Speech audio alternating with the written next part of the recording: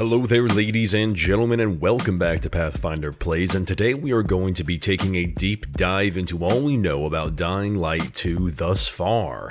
Let's get into it. So Dying Light was a massive hit in the zombie genre of gaming. People loved it for various reasons.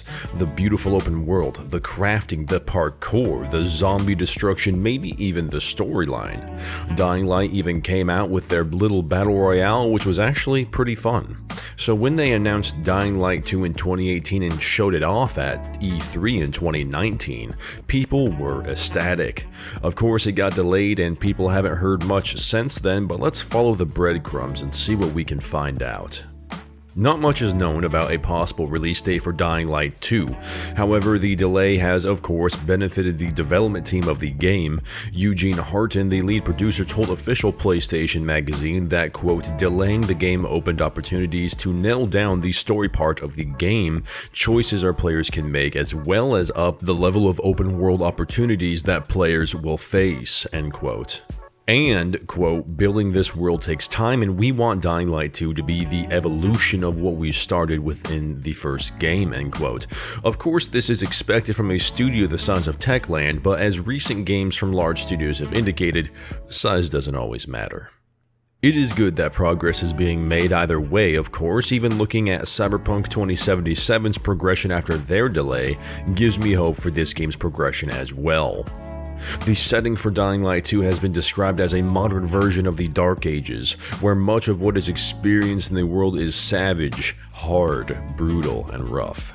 It takes place 15 years after the end of the first game, and you play as protagonist Aiden Caldwell. Your mission is similar to many other post-apocalyptic games. Find an object that can radically change the future of humanity for the better. Nobody knows what this is yet, and we are left to speculation. What do you think it could be? The game is filled with numerous factions, humans, and each one has their own personalities, missions, and allow you to take choices and make choices that will directly affect the lives of others around. The story itself is actually relatively short, only taking 15 to 20 hours to wrap up. However, before you get upset, Timon Smektala, the lead game designer, said that even though the game story is about 15 to 20 hours long, it will take closer to 100 hours to complete everything there is to do in the game. That being said, I do think that it is very hard to measure the time it takes to complete because the paths players can choose to make vary so rapidly. Especially with Dying Light 2, where there are tons of choices, factions, directions to travel, and more, I wouldn't be surprised if it took people longer than 100 hours to complete. One thing that is important to players who enjoy these kinds of games is that your choices should matter. If you side with one person or one faction, there should be an opposite reaction to your choice. There needs to be consequences or rewards based upon your choosing, and Dying Light 2 is planning on delivering just that. The city that you play in will change depending on what faction you choose and which factions you side with. Different banners will be displayed in different parts of the city to always remind you of your allegiances. Outposts may be erected, walls will be built, and more. This is more than simply making a choice. There are real economic, structural, and geographical concerns to think about before making a choice of who to help and who to betray. It's a lot of pressure for sure, and most choices you make will be permanent. However, there will be a few instances where you can go back and change them. The map itself is 4 times bigger than the original map. This new area is filled with territories owned by the different factions marked by their banners around the city. The streets are filled with way more people than the first game, but the world itself, though occupied, is still battling off Mother Nature, who is seeking to overtake it completely. Because the world is so large, the developers didn't want people to get bored seeing the same parkour moves over and over again, so they added twice as many different moves for you to enjoy while getting around. You have various other tools to help you get around as well. These include the glider, which allows you to avoid any possible conflict for a while floating around the world, and the grappling hook, which, just like Batman, will allow you to climb large obstacles. Rumor has it that you can use both tools at the same time.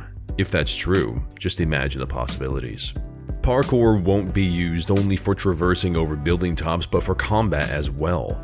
You will be able to deploy various different techniques to get rid of enemies depending on the structures around you. Crafting is still in the game, and you have up to 50 different combos to apply to weapons. Environmental damage will also be a thing. In one of the gameplay trailers, we see the character pick up a bucket, a literal bucket, and throw it at somebody, and then push him off a edge. Amazing. You will be able to buy weapon blueprints, drugs that give special powers, and more. There are even going to be stealth kills in the game as well. Death from the dumpsters is what I like to call it. We have heard of dark zones in some games. The Division may come to mind, but this game has a dark zone too.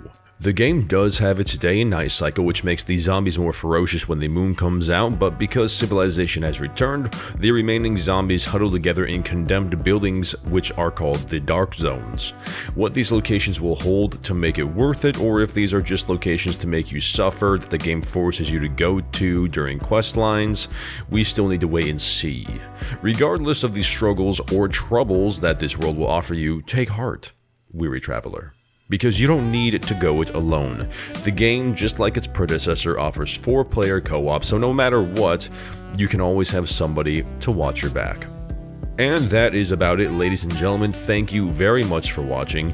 If you want some good places to play Dead Matter or Scum, check out my description for that information. Join my Discord, become a member, great perks. And as always, if you like scares, survival, and scavenging, consider hitting that subscribe button, that like button, and share this video with your friends. And I will see you in the next one. Path out.